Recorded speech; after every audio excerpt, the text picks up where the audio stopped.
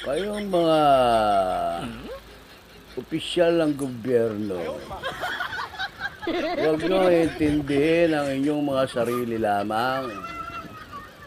Kung ganyan lang din ang mga estilo ninyo, kayo magsialis na sa loob ng gobyerno. Huwag kayong magpasasa sa kayamanan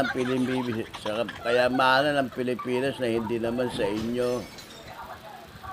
Yang mga kayamanan ng Pilipinas na yan, dapat ipinamamahagi nyo sa buong mundo, sa buong Pilipinas, para ang mga Pilipino hindi naghihirap.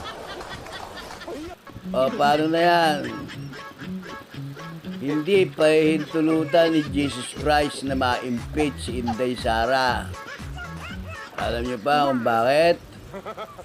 Kasi pagka si Inday Sara ang naging presidente, tapos na ang mga maliligayang araw nyo.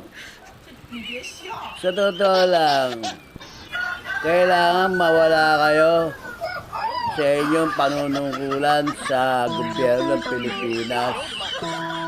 Marami kayong pahihirapang mga Pilipino. Kasama na yung mga sanggol, mga bata, na ang kanilang mga magulang ay mahihirap. Magdudusan lahat yan sa inyo.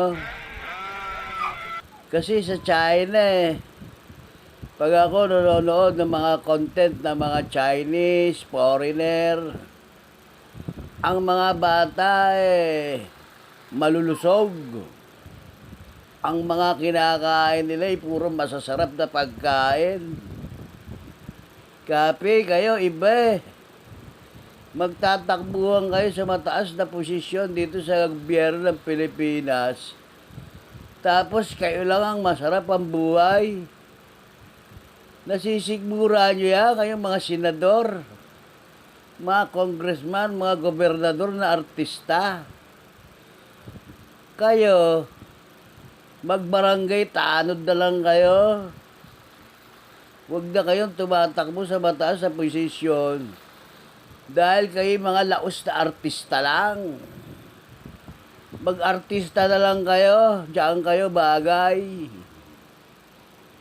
Kaya mas maigi pa, i-abolish na yan mga congressman na yan, mga gobernador. I-abolish na yan. Ngayon, yung pondo na manggagaling sa national, idirekta na lang ibigay sa mga mayor.